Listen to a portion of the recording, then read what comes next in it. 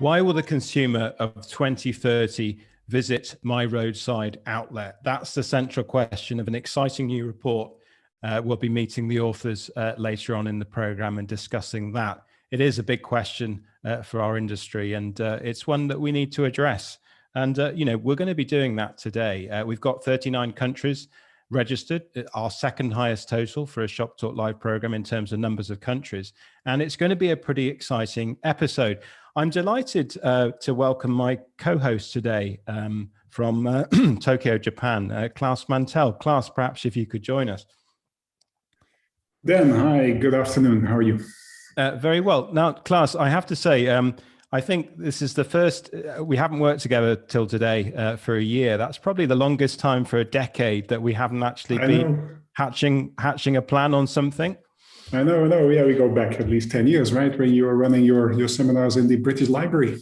That's where you told me all about convenience. So I've been a good student, so I had fun doing it, right? Let me give you a proper intro, Klaas. So you've been with McKinsey for a year now. You're based in Tokyo, Japan, which is interesting in itself.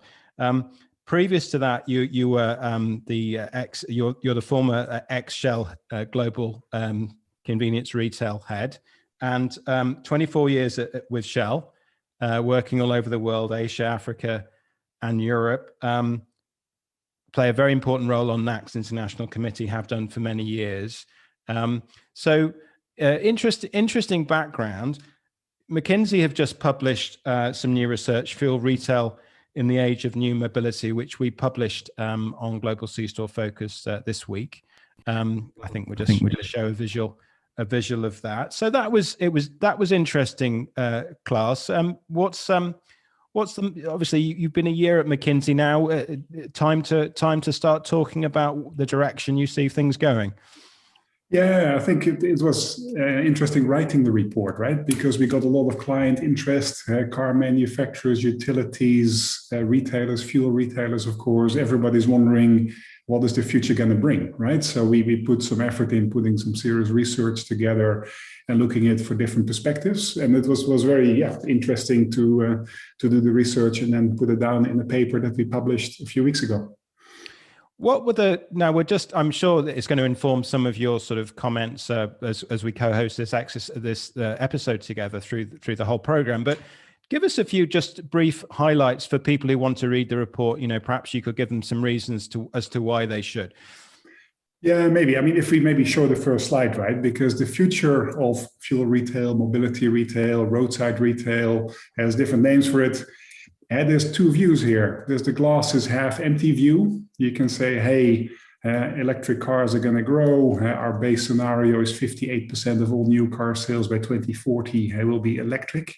We believe AV, automatic vehicles, is growing. You saw Dubai publishing that they want 25% of all journeys to be autonomous. And you see the domain of petrol stations used to be 24/7 open, easily accessible, and how convenient can it be, right? But what you now see is other players redefining convenience. So those are all big challenges for the industry and would support a half-empty view. If you take a glass half-full view, forecourt convenience has been growing for probably 20 years and still only represents 2% of total grocery sales. So there's huge upside still. Also, and probably the biggest surprise when we did the research was that the total value pool, the total profit that the industry can access is actually growing. Fuel will probably come down by about 10%. Non-fuels retail will grow significantly. And the new kid on the block here is EV. We believe that the industry has a huge opportunity in the EV area.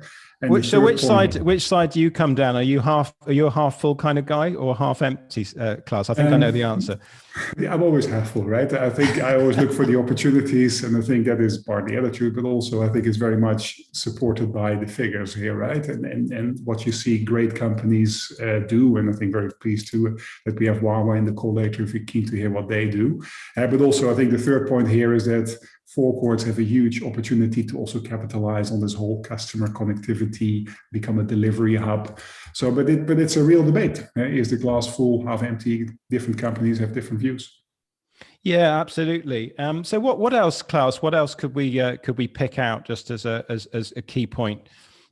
Yeah, the big one is EV. right? So that is the dark horse. There's a lot of different opinions here. And we looked at two things, right? What is the total energy demand that we see for vehicles, and where would people then charge? Would it be at home, at work, fleet depots, at destination, or on the go? That is point one. The second point is, what is the margin? Where is the profit? Where can you generate a premium for, say, a fast charging offer? And at a very simple soundbite level, 1 out of 5 charges we believe to be on the go, but they can generate 80% of the total value. And the value of a charge can be 3 to 7 times more than the value of a fill. So even if people come only 1 out of 5, you can still have quite a good business, being that place that people seek out to charge on the go when they want to or when they need to. I was delighted that McKinsey have done some work quantifying this, because I think obviously the industry is split on this question. Is it half full or half empty, if you like, on EV charging? It's obviously perfect for a discussion, to be had, and there's been an absence of quantifying the value of this, hasn't it? So I think really great to be able to bring this into the discussion today. And that was also for a year, that was also my key takeout, right? The amount of research, the amount of databases that are around. Every car sold in the world pretty much is put in the database by fuel type. And that's how you model these things. And you adjust the model every month when new car registrations come in. So we believe this is our reference case. I'm sure the future will play out differently, as it always does. But this is the midpoint. We believe there's an accelerated and a lower case. But this is our view at the time. What about the sort of who are the winner? Who are going to be the winners out there, Klaas? I mean, did you cover that in the research? And I think. Thank you, Dan, because that is what we call new mobility retail, right? And this is what I think, in a way, tries to describe here in one graph, basically the global fuel retail industry, 700,000 petrol stations. We believe that there are basically 3 types. There's the first type that are about fuel and cars, fuel and car care, lubricants. And markets there are like India, where convenience is probably still going to come.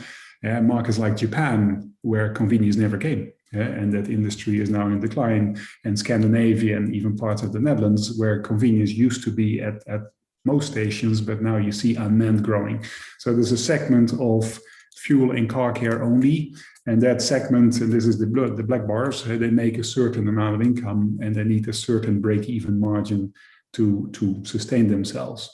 The bigger segment at the moment is the segment that relies on selling a lot of convenience goods to people who come to refuel. And that increases, of course, the total margin on the location. It lowers the unit break-even point. But these are vulnerable. When people go autonomous, when driving goes down, when they charge electric, that is where the pressure will be. And that's where we see this emergence of this new third segment, the new mobility retailers. They do everything what the previous ones do, but they add recharging and they add lots of destination offers. And then, of course, Wawa is iconic, with a few others that are really all for food for now. BP, Marks and Spencer's, I think the first mover in the grocery top-up. And then there's lots of brands now that combine multiple things on a service station. I think Eurogarage is leading that globally, PTT in Thailand. So those are what we call new mobility retailers. And that's the companies that we believe are resilient and they're leading the way. So thanks, Klaas. Sum up the takeouts just before we move to the next segment, just to give it a bit of a highlight. Yeah. So this is basically the summary of what we believe is crucial, and this is what the article is all about. The 3 things that companies need to do. First, digital analytics. Use it for internal processes. Use it for getting richer customer insights, and use it to get a personal connection with your customer. So that's crucial. Second piece, and this is where the next 2 speakers come in, convenience. Absolutely crucial, building new capabilities in-house or with partners, and getting it right at site level. And because this is, markets are very diverse, networks are very diverse. And the third one, we absolutely believe fuel retailers need to get into the e-mobility space at the right time, at the right location, with the right business model. And this is where a lot of choices need to be made, but directionally, we believe the industry needs to go in. Fantastic, Klaas. Well, thank you for setting the scene. And it's great, as I have to say, obviously great to be able to include you in the program, but also great to have McKinsey really focusing on our sector with what they can bring. So I really appreciate that. And the article's on our Global C-Store Focus website if you want to look at it in more depth with, I'm sure a lot of people will do after hearing what you have to say. Now, let's widen the debate, Klaas. So you're staying with me co-hosting the program. Two more segments. This third segment, we're going to welcome the CEO of Wawa, Chris Gheysens, and that will will end with a panel session. Before we do that, let's bring in two good friends of mine, Scott Annan and Frank Beard. Scott and Frank, perhaps if you can join us. Now, gentlemen, welcome, first of all. Now, you gentlemen, together with Dev Dillon, Sabine Benoit, and Daryl Birchall, are all authors of a report which I have to say has been getting huge interest across the global industry. I'm sure you'd like to take a cent for every like you've had, or a dollar for every like you've had on LinkedIn over the last week, guys. It's got, and I used the central question in my opener, which was, why will the consumer of 2030 visit my roadside outlet? You got a good reaction to this, Scott, didn't you? Yes, thank you. Thank you very much, Dan. And you're right. And, I'm going to pick up on something that Klaas said as well. But if I go back, roadside retail, where did that come from? Back in 2004, I kind of brought BP and Marks and Spencer's together. And the focus, instead of being the front court, the fuel, became the back court, the shop. And it became roadside retail because lots and lots of people came to buy food, which they weren't buying before. So when we actually looked at the challenge, the question that you asked, we asked the big question, which Klaas has kind of covered, is all those customers who came for liquid fuels, are they all going to come for electric? And, our view is, based on opinion and lots of research, is no, they're not. There has to be another reason to come. Frank, any sort of opening comment from you on that? Yeah, I would just add to what Scott said on the topic of electric vehicles. And, I think the thing that we always need to keep in mind when we frame this discussion is we talk a lot about the resilience of the fuel and convenience industry, but let's face the facts, our struggling local malls never had the advantage of a product like gasoline. I can live my life perfectly well without ever stepping foot inside a Sears. And quite honestly, I've done so for quite a while. But when you switch to electric vehicles, that advantage erodes, and suddenly you're competing with the charger at work, at other businesses where dwell time already exists, and most importantly, with a charger at home. So you take any random sampling of 1,000 vehicles and replace the powertrains with, electric vehicles, and you're just going to see less interaction from those customers, and that's an issue. That's something that there has to be an answer for, and I'm not convinced, and our report doesn't certainly convey that the future is necessarily based around the charger. It may be a perfectly fine solution for certain retailers for various reasons, but to hang your hat on that as the future of the convenience store is to miss the point, which is its ability to drive traffic is significantly reduced compared to today's gasoline pumps. Well, I think this is one of the key discussions for our industry to have, and let's keep coming back to the electric vehicle side of it. But first of all, let's hear what's in the report, Scott. And I know we've only got 20 minutes. There's a lot to unpack in your report, but perhaps you could do your best to give us a good summary of some of the key points.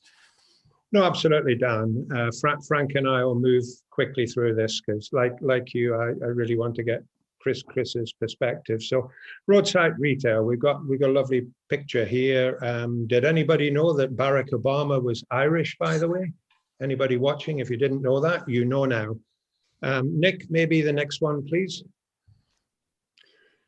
So, key point is, Klaas talked about research. This is a piece of research we've done across 2,500 stores, the leaders in United Kingdom, island of Ireland. and reasons to come. Why are we investing in 2021? This was the big question. You can see right up on the top there is food, in-store experience, and then delivered. We're going to talk more about delivered later. Key thing here, I think, Dan, is in the top 10, electric vehicle charging does not appear.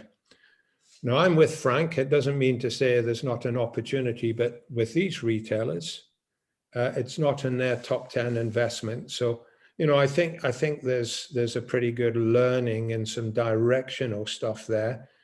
And for the strategy folks amongst us, if you do a RIO analysis, what does the customer value, and is it rare?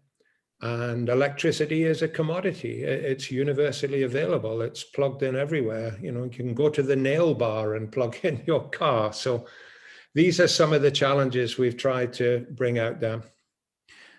Klaas, any thoughts? Just because we've come back to the EV piece, and obviously just sort of putting your view, McKinsey's view on this. Yeah, I totally see the future of of food, right? And I spent the last few years of my life doing this, right, at Shell to really become the destination. But the perspective I would have, and that's what we see the advanced players do, it's the ideal stepping stone. Once you have a place where people want to spend that half an hour because it's a good ambiance, great toilet, great coffee, it's such a natural place to become an EV charging point. Yeah, but the logic goes in that order. Right, first destination, then you add it, and then you hang on to those people. Yeah, and then over time you build that business. Also, you prevent others from claiming that space, and that is for the industry very important. That whilst it's still small, we hang on to it, and not people starting new businesses, and then slowly we see people migrate away from ourselves. One point from me: can't both answers be right, Scott and Frank and Klaas, in that for different retailers, a different strategy is the right strategy, and then perhaps there's a bit more dichotomy than in the past, because the EV model is a challenging business. It's a very different business to fueling. There's no question about that. So, I guess my proposition to throw in here is that, it's important to look at both opportunities, and they are real, but it's certainly not for everybody, EV charging, and by perhaps not for most even. But for some of the big businesses, it's a genuine opportunity. I mean, that's perhaps my sort of compromise position on this. Well, I know Frank's got some good views on this, Dan. So maybe I make a suggestion. We jump to Frank on this one. Yeah, I would just say I think folks really need to be honest and ask themselves, what is the demand for public charging truly going to look like? Obviously, we're guessing at this point. We don't truly know, but I think we know that this is very likely going to lead to a fracture of that fuel customer base. A lot of people are going to charge at home. A lot of apartments are and will install chargers. People are going to find out, I'm based in Des Moines, Iowa. A lot of farmers out around here know quite well the comfort of pumping gas at their homes with a large tank that sits out in the yard. Your customers are going to find out how convenient that is suddenly to plug in at night and wake up every day with a full charge. But these cars, their range far exceeds a daily miles driven. I don't drive 200 miles in a day. I have a friend who commutes 80 miles every day on a Tesla Model 3 and has never used a public charger. We just need to be honest with ourselves about what a fundamental shift this is. And yes, it may make sense for some folks. There's quite a few truck stops that could really provide a service to a person who is doing a long drive and needs a charge. I'm very likely going to be doing a road trip across country in an electric vehicle later this year to get a sense of what that feels like. But your average neighborhood, I don't think they're going to be lining up for public chargers like some folks make it sound like, and we just need to be honest about this. Moreover, for retailers to actually be seen as a place that's, you'd want to spend time charging at, there's a lot of retailers who are going to need to retool their business models if they want to be capable of capturing that downtime and having a competing offer against the supermarkets and the big box stores of the world that quite honestly have the space for it, and people already are more than happy to spend time at. All good points. Now let's get back into the report, Scott, and because obviously there's a lot in it, not just on EV charging by any means. So let's get back into that. Yeah, I'll quickly move through these, Dan. So this just a selection from our friends in Ireland, Italy, France. Proprietary food. Klaas said it, Frank said it. If you work the other way around, we all eat and drink 3 times a day. So there's 1,000 sales opportunities for every customer. Hey, let's go after that like our Irish friends do. Oh, and by the way, when you've come for your breakfast, lunch, or dinner, maybe you want to charge your car. So that's in the report as well. Nick, maybe the next one, please. Now, there are other initiatives, massively important, local, hugely important in some locations. Technology, we've heard a lot about cash, no cash. We've got some wonderful facial recognition here in China. A lot of people still find sustainability important. This is a great retailer from the UK, Andrew Thornton.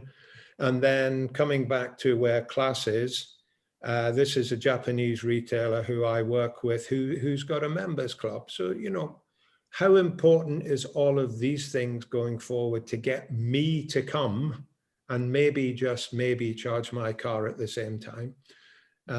Nick? So I think this one's you, Frank. Yeah, so if we're talking about food service, it's, you know, look, the need to stand still at a fixed roadside location and refuel a vehicle may be less of a need at some point in the future, but mobility and food service remain interconnected, and convenience retailers are just perfectly positioned to serve that need. I mean, I'll give you an example. I had a late meeting last night. I was driving back around 9 p.m. and I was hungry. I hadn't had dinner, and I stopped at a Quick Trip with a K, out of Minnesota, Wisconsin, and northern Iowa. They have ready-made meals that are quite honestly fantastic. And I had a good workout that morning. I felt like indulging in some spaghetti and meatballs. And I brought that, put it in the microwave, and heated it up. My interaction with that company is first and foremost around their food and their coffee, and has nothing to do with the fuel outside at the canopy. And, you know, but retailers really need to put some thought into what food service are they delivering. It's one thing to say we're getting into food service and, you know, make a step up from the roller dogs with a highly engineered, very base level food service program. But the quick service restaurants, they aren't going to give up their turf without a fight. Neither are the fast casuals. And there's real room for retailers who can, you know, succeed with an engineered food service program that has an artisan flair. That feels special, that feels unique, and is not seen as interchangeable by consumers. You know, if we're speaking coffee, I'll give you a great example. Twice Daily in the United States has done something absolutely phenomenal with their White Bison brands. The last one that I was at, not only is the Wi-Fi 3 times the speed of the Starbucks across the street, but I would argue the coffee is significantly better. They do one of the best pour-overs I've ever had using a mod bar pour-over system and single origin beans. That's something special and unique. And they have a strong brand identity around that. But moving forward, retailers are going to have to also think about the brand identity around their food, how they can have that artisan flair. I think Sheetz does a great job of that. Buc-ee's does a great job of that. We have many examples of where this works. We have a retailer on today's call who does an absolutely incredible job of it. You know, there's an opportunity for this, and we see this working right now. And that's something that we really tried to unpack in our report and then take a look at where might this go in the future. And I have to say, I think you did an incredible job on just unpacking it and really explaining it. And I love the way you're sort of obviously differentiating between engineered or artisan, and how you explain the different steps, you know, of evolution in this respect. It's highly worth looking at this. And Scott, you must have been pleased with where you've got to. Oh, absolutely, Dan. Thank you. Nick, maybe jump to the next one. No, we are. And to me, one of the things that made me chuckle when we did this report, we were working with a professor, Sabine Benoit from University of Surrey. It's the first time any of the authors had ever seen people putting metrics onto restroom bricks. Yeah, well, let me give you the metric, because I love that. It's 6 to 7 times. The average human, I think I'm probably average in this respect, needs to go to the toilet 6 or 7 times a day. Was that right? Have I got that right from memory? Well, you did, Dan. And I'm probably the oldest person in the call. And believe me, I need to go a little bit more than that. But But, you know, joking aside, we talk about how these things are important, and Klaas very rightly put some numbers on food and charging. Well, the professors put some numbers on restroom breaks. And this particular one here is from Shane Cantillon's wonderful Maxol Retailer of the Year spa in Cork, the Republic of Ireland. These restrooms are like visiting the Four Seasons. Now, we've all been to restrooms before and you think, oh my God, do I really want to go in here? But I have to. So there are other things that are going to be important, and we've called those out as well. This one's particularly important. Everybody jumped into home delivery, curbside pickup, etc. last year. People have done a fantastic job. We'll hear more from Chris. But when we looked at the numbers, the metrics are very important, Dan. In the UK, the best independent retailer, it's 5% of his business. If we look at the big multiples, the number one roadside retailer is Tesco, it's 10% of their business. So management time, we've got to think about it, it's 95% still on the store. Yeah. So it is important when we're looking at these things not to get carried away. Electric charging, everybody's not going to come for that. Everybody's not going to want home delivery. It's currently 5%. Yeah. One thing I would add on the delivery side that's really interesting is if you look back at this past year and you see what happened, with the COVID-19 pandemic, it's interesting. A lot of retailers were really caught off guard because although they had invested in mobile apps over the past 5 years, these apps didn't have the functionality to do delivery, to do curbside service, to, in some cases, even have mobile ordering. They were primarily based around discount marketing, which is, fine. But I think moving forward, retailers need to really consider how can that app be a core tool that assists people in interacting with your brand, whether it's physically or digitally. And at the same time, because retailers had taken that wait and see approach on delivery, they often lacked options other than working with third-party aggregators that have every incentive to pursue disintermediation. It's interesting. DoorDash is even now looking at different types of dark stores that look at health markets, Asian grocery. They're getting good at that. And we've already seen, how Amazon has handled its basics program. I think there's a real concern about how this could play out, but retailers just need to think very carefully about this. And I think there may potentially be a risk in building your infrastructure on the back of a third-party aggregator that is quite honestly not your best business partner. Interesting talking to Jiffy last week on Shop Talk. I don't know whether any of you caught it, but they're rolling out in London, and they're based upon experience from the Russian market, which it turns out, like India and China, is quite mature in ultra fast delivery. And their view was very much that, the way to make this work from their point of view was to have dark stores as opposed to use someone else's stores. So, we might find some of these aggregators move to that model quite quickly, mightn't we, guys? And I think this is crucial for the industry to get in, right? Because fuel stations have the offer. Our business has always been convenience. So it will be a tragedy if we let this go, right? And I'm sure in certain big cities, the hubs can work, right? But this is where the industry can go in at scale. And by the way, the report, this is exactly where the industry needs to go. The fantastic pictures, Scott and Frank. This is destination stuff. This is where you want to go. And also the bathroom. You go to the bathroom at a petrol station. It has a very bad connotation, and it doesn't need to be like that. I saw some Total sites in the Netherlands completely transforming the experience, right? So this is proper retail. And this is where the industry, I think, is going and really has to go. Yeah, shout out to Sabine for the restroom section, which you made the point. And to you, Frank, on the delivery, because you've been talking about this for a long time. And your section in the report on delivery, I thought was tremendous. So again, hats off to you guys. What else is in it, Scott, before we bring Chris in to tell us what he thinks? Sure, Dan. If maybe, Nick, you could just put that final slide up. So people don't just to close it out. The one, here we go. I think it's coming. Fantastic. So, yeah, we've covered those main things off that Klaas kindly introduced. We talked about them. what we're really saying to people, Dan, is the paper, like the other four, is a challenge. Frank, Daryl, Dev, Sabine, and I have not stood up and said, this is the future. We want to challenge people. So the big thing in the paper is, if you're a roadside retailer, have a strategy, do the VRIO analysis, as I say. What is valued by your customers in your area? Is it rare? Now, Chris is going to talk about Wawa. The Wawa hoagie is rare, so ticks all those boxes. Electricity is a commodity.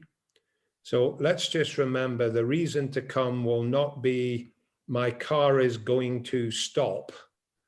That's what the paper is really saying. Your car's not going to stop. If you look at some of the battery technology that's coming out now, you know, we've got solid state, we've got graphene, we've got glass, we've got foam. This is going really quickly. And the big challenge we're saying to people is, if a car can do 1,000 kilometers, if it can recharge and discharge fast, if it can last 10,000 times, and it's very easily recyclable. If I've got a choice of 3 roadside retailers in a row on my commute, my drive, my school run, which one will I take? Because I don't need to fuel my car up anymore. I've got to do like Frank said, I want dinner, I want breakfast, I need to pick up a packet, I need to go to the restroom. That's really what the thing's saying, Dan. It's a challenge. Well, Scott, you know, you're great at challenging the industry, and challenges are what make us get better, right? You know, so again, congratulations to you guys on the report, all the authors. Now, let's bring in Chris Gheysens and ask his view. Chris, perhaps we could welcome you to the program. And first of all, thank you for joining us. Thanks, Dan. Appreciate it. Glad now, before we get into your response to the report, which you were one of 65 global retail leaders who participated, but before we get into your response to the report, how are things at Wawa? And perhaps as we talk, we can just show a little video clip of you know, life in one of your stores recently. Sure, very appropriate, because for those that don't know what Wawa is, you know, life today is okay. We're still dealing, I'm sure, as many across the globe are, the after effects, and I say it that way, I'm not sure it's completely true, of COVID. But the good news is we can see light at the end of the tunnel. So whether it's vaccines, herd immunity, there's clearly, especially in the parts of the US where we operate, a fairly significant tick up in mobility here in just the last month. And we see that as a continuing trend through the summertime here. And obviously, thinking about it from Wawa's perspective, Chris, so let me just introduce you properly. Obviously, Wawa CEO, you have a view across the sector, particularly because you have non-fuel and fuel locations. It's a mixture. You're very famous for fresh food. So, I mean, this is something obviously which has been discussed in the report, which Wawa have been pursuing very, you know, aggressively for a long time. You've just opened drive-throughs. So you're doing new stuff, curbside, that kind of thing. How do you respond to the challenge that Scott's been laying down in the report? Did you find it useful? Yeah, I did. You know, I think the convenience industry has some real challenges in the decade ahead, and frankly, I would say in the decade beyond that. You know, I think a lot of discussion, good discussion around EV in particular, and we're in that business. You know, I go back to, we were born out of a dairy heritage, so fresh and perishable are part of our DNA. And it really, I think when you look at the retailers, at least in the States that are better at food service, they're born out of that DNA. And, you know, I would tell you, we got after food service early on because of really the decline in tobacco and cigarettes. And here we go again, it's now to replace EV. And I still think, though, quite a bit of money is to be made in fossil fuel and even potentially in EV this decade. And really the next decade is the one we have to worry about. Now, I mean, we'll come back to EV and we'll show a clip of what Wawa are doing. But thinking about the needs of the consumer, how do you feel that they've evolved, and how has Wawa evolved to meet those needs today, would you say? Yeah. You know, I would say there's 3 things that came out during the pandemic that accelerated really behaviors and trends that were in place. One, this idea for everything must be clean and cleaner and sanitized. And as you even saw in the report, some noted that that's not going to go away fully. Two, it was really a push for everything at home. You know, we're sheltered in place. And so now digital had to become a much more important part of the consumer's life, and bringing the experience to the house. That really led us to do some of the things around delivery, give them an opportunity to interact with the Wawa experience outside the box. You know, we were really on a mission before COVID of it's got to be where you want, when you want to consume the Wawa experience. We can't be myopic enough to think that it's just at our box, at our store, in our corner. And then the other is really around digital. You saw, especially in the report, the digital proficiency has skyrocketed, and I think that really helps in many ways. So we put quite a few initiatives, and frankly, luckily had some in place that we were able to capitalize and accelerate during COVID.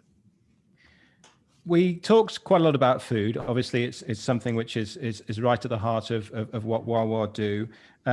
Scott and Frank talked about engineered or artisan.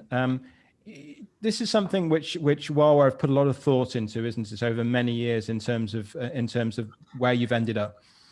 Yeah, you know, and it's this is probably one of the biggest challenges. You know, strategically, our volumes are such around our food that we really have no choice but to be more engineered. And yes, technology is changing, improving every day, which gives you a chance to better balance that towards really curated and artisan. But the reality is the Wawa experience and the general experience in C-store, and we've measured this with customers, is the closer you are in a store physically to 5 minutes, that's the magic point. Your experience can be good at the 5 minutes, but no matter what we do at that point and beyond, that experience drops dramatically after 5 minutes. So with our volumes, especially at our peaks at lunch and breakfast, you know, we're really forced to be more engineered because it's operationally the most efficient. So trying to squeeze the most value and creative menu and taste out of those products in an engineered way is really our philosophy, because of the density of the locations in the urban areas we have just requires it. And how have you, how has the Wawa business gone through the pandemic? Just looking across all your different locations in the US, Chris, if you don't mind me asking about that. Yeah, you know, for us to understand, we have a good segment of our stores in the Northeast, Mid-Atlantic part of the country, and then a couple hundred down in Florida. So Florida has allowed us to have a very good bellwether. You know, our business early on in April of last year was down 50%. We remained open here in the States as an essential provider.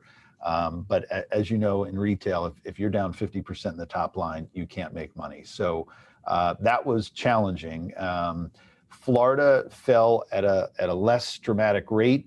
And the good news is Florida had a different level of closure. It wasn't quite as closed as the Mid-Atlantic states. They didn't, especially early on, see the level of transmission of the virus.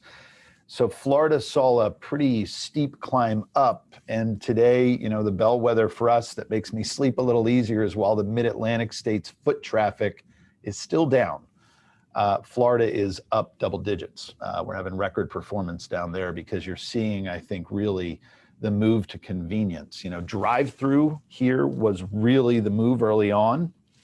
And now as you track mobility data of our customers, they're not as quite infatuated with drive-through and they want to get into a store environment. So we're winning the day a bit there. Makes sense to you, Klaas? Yeah, amazing. Yeah, and I think the key takeout from this is just the agility, right? So I think a year ago we had no idea what was going to come. And I think the industry has been very impressive in responding to this. And maybe just a question to Chris, right? Because I've been to Wawa for the first time about 8 years ago. And then what I remember, we came there twice in the same day to the store. The second time we came, the staff remembered us. So that was memorable. So that was my own Wawa experience. But just how did you take the staff through this, or how did they take you through this? Because you need to be thinking on your feet as an organization. That must have been quite amazing as to go through. Yeah, well, good. I'm glad that service element, by the way, I think many of the retailers in the US do it well, and overseas.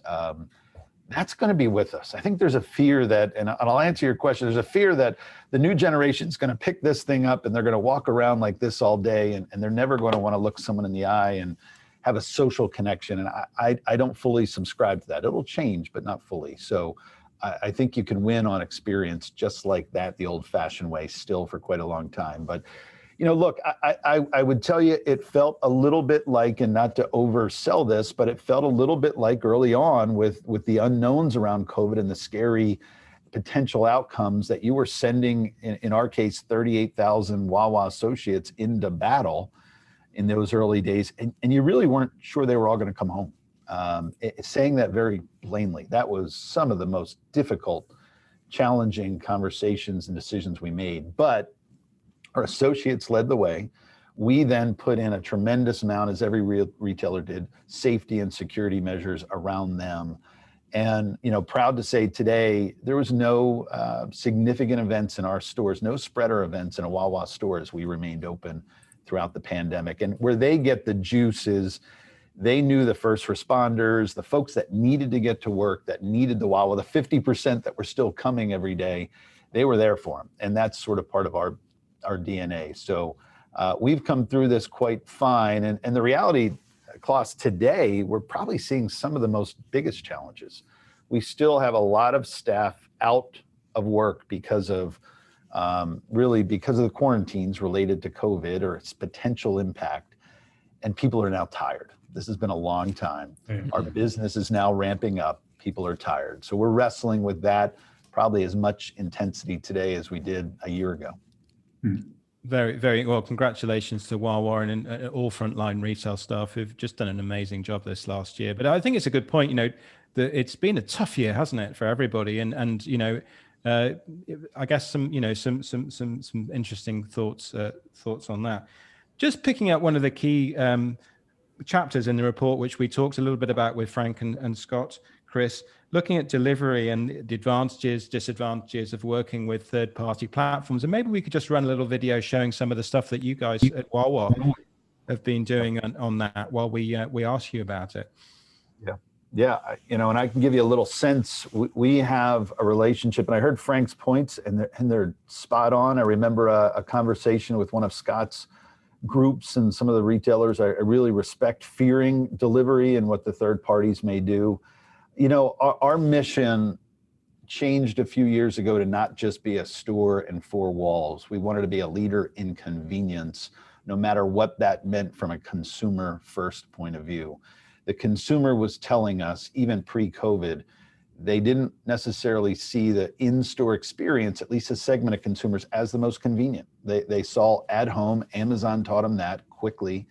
And so for us, we wanted to get to market quickly and test, and we got in with one of the providers early on. We're basically now with all of the third-party providers.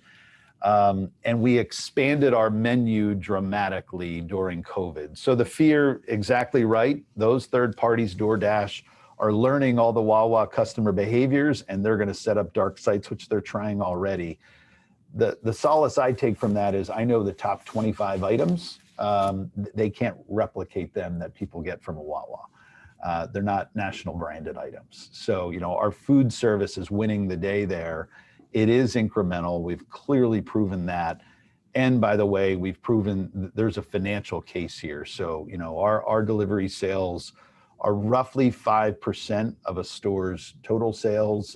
In some stores, it's much, much higher than that, given the demographics of the area. And we're also looking at self-delivery, because the reality is you don't want this to end up in a place where they have all the leverage, all the consumer data and knowledge, and then can replicate most of the offer. Very, very good. Scott, Scott and Frank, come back in, by the way, guys. And just as we get to the final segment of the show, I mean, just listening to what Chris has said, Frank and Scott, obviously a lot of it's focused on some of the challenges that you put down in your report. Also, Klaas, your points on EV charging from the McKinsey research. Scott, what's any response to some of the comments that Chris has made? No, I'm going to support what Chris has said, because you've always got to do two things. It's fantastic people writing reports. Chris has got 850 stores to run, 40 odd thousand associates, millions and millions of customers, done a great job, as have many others. I think the thing that retailers have learned that I'm privileged to work with is you have a plan and something comes over the hill that you didn't know about. Now, in the early days, as Chris said, we have no idea what was going to happen. Well, we know now. We kind of think, right, okay, we can get on, but we've learned lots of things, needs must. We went to home delivery, we've got people in. Those people can partner with us or they can disintermediate with us. But now we know these things, Dan. We're now asking the questions. What will happen if I'm one of 3 roadside retailers? Why will they choose me? And, you know, I think I've known Wawa for a long time. Klaas mentioned it as well. It was our final little pictorial slide there, Dan, that's we all eat and drink 3 times a day. I'm going to say this again. It's 1,000 sales opportunities for every customer. I keep talking about this. That's the strategy then. Ooh, is it pickup? Is it dry cleaning? Is it electric charging? I think there's just some different thinking. I think Wawa's got a really good handle on it. You know, we don't expect people to come to the box. We're going to take the box to them. That's very different thinking, Dan. No, very good. Maybe we could just, I mean, let's stay on the EV side a bit and just ask you briefly, Chris, to talk us through some of the video that we're just going to show, which will make us smile as well as make us think about electric vehicles. Yeah, so we're all spending so much time on EV. As one of my board members said recently, we're all wasting our time. It's too far in the future. I'm not sure I don't disagree with him. So Wawa has been in a relationship with Tesla and a couple other partners, but primarily Tesla, and we have them in close to 50 of our locations. And our point of view was pretty simple. That's the future. We're a fuel marketer. We want to be close to that consumer and we want to learn. And we want to be, in this case, close to the manufacturer who has the leading share in our markets. So, you know, it was an opportunity to learn, not a significant capital outlay. And for us, we're learning a lot. We're learning, you know, first Tesla came to us and said, you know, east of the Mississippi, the #1 request of our owners is charging stations at Wawa. And I scratched my head and said, why? We don't have any seats. You can go to a Starbucks, you can go to a diner, and they said, well, we know our customers really well. They don't do that. They want something to drink and eat. They want to use a restroom, and then they sit in their vehicle during the charge. And whether they're on their iPad in the vehicle, their phone, reading a book. So that was enlightening to us. They were right. I mean, our charging is significant in terms of the number of use. Now, you might say, well, you're not making money on that. By the way, one thing to remember, electric in the US per charge is about $6 to $10, that variable cost per charge. That's meaningful, not just the CapEx charge up front. So you have to get over that bogey. But the reality for us, we measure and understand, along with Tesla, that customer's usage in our stores. It's one of our most profitable customer segments. So, you know, at the end of the day, you look and say we have about $2 in the US, about $2 per fill for 8,000 customers a week that go to that gas court. How can we replace that? Because that is going away. Tesla will be a small part of it. It's not going to be the full thing. Totally agree with the report, but there's probably more to be had in the profitability, I believe, in fossil fuels as well as electric this whole decade than all of us may think. The pandemic, certainly in the US, proved that, you know, is this going to be a race to the bottom on price on fossil fuels as the market share, or is it going to do similar to what margins did during the pandemic, which they were at record highs? So there's a lot of this story to be, I think, still told, and the data points are fascinating to think through, but a lot of it's still ahead. It's very, very interesting. Chris, what are your sort of thoughts for the closing thoughts, really, in terms of the future for our industry?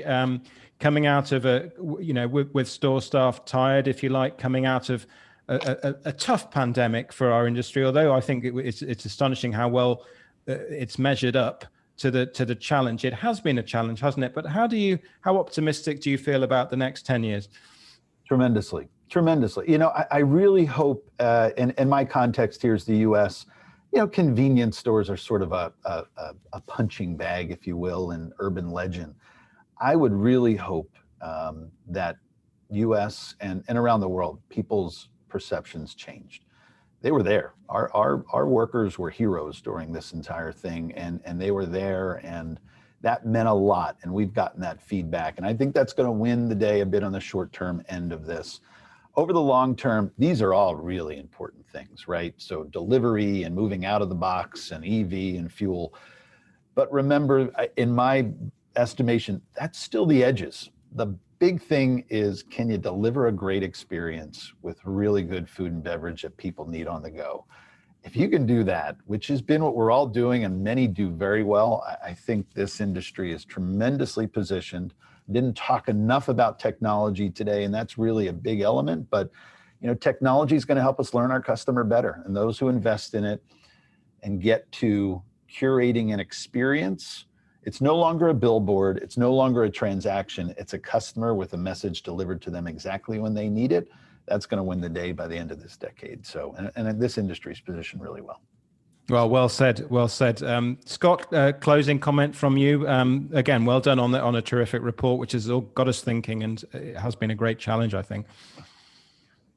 No, it's very kind, Dan. I've thoroughly enjoyed listening to Chris. We met in Philly, I think it was, or almost a couple of years ago now. But no, I'm very pleased because we've started a debate. You've got people, Klaas with huge global experience, Chris running something. I'll be delighted, Dan, if the challenges and the debates that Frank and others have raised today is we really properly talk about these things. I heard a great expression the other day. I think it's a US expression that, there's a lot of snake oil salesmen out there. And, I think sometimes we get blinded by, we've got to have electric chargers. We've got to have a loyalty program. Oh my God, we've got to have an app. What people aren't thinking through is why. What's the value to a customer? What's really going to happen? Why will someone come to my roadside outlet? And I've loved this conversation because that's really what we've talked about. And if the people watching and listening go back to their businesses and challenge leadership and say, you know what? We really need to ask these questions instead of just assuming if I build a box, they will come. Then I'm delighted, Dan. I feel that I have, with the wonderful four authors, I think we will have made a contribution. Undoubtedly. Klaas, before we close, last word from you as co-host. Fantastic discussion, right? And I think the key word to me is destination. We can't take it for granted that people come to refuel, because at some point it will come down. We need to earn that traffic. And I think Chris and Wawa team do an amazing job. I think Scott and Frank, amazing report. I hope it inspires the industry. It is only a small percentage of stations that are truly differentiated and truly resilient. And I think there's a lot of gain still to be had for the industry. So, thanks for the invitation. Really enjoyed it to see all of you, and especially you, Dan. It's been a while. So nice to connect again. Well, thanks very much, Klaas. Chris, really appreciate you giving up your time. And obviously, Wawa is one of the operators who we bet everyone benchmarks against. So congratulations to you and the team who just continue to knock it out of the park. So appreciate you giving up your time and joining us today. Scott and Frank, lovely to spend time with you guys. And again, well done. And look forward to talking to you again soon. Let me just tell you, so that's it for today's show. Let me just tell you what's coming up next. We're going to, in fact, back to Japan. We're going to be talking to Family Mart in Japan. Next stop on the Shop Talk Live World Tour, Hidenori Tsunamatsu. Scott will be with me again for that, talking to the EVP at Family Mart in Japan. And obviously, one of the most important markets for convenience retail innovation and ideas worldwide is found there in Tokyo, in Japan. So a lot of learning coming there from Family Mart. Look forward to that. Thanks very much for watching today. Fascinating debate. I hope we answered the question we posed at the start, we certainly went some way towards doing that. Good afternoon.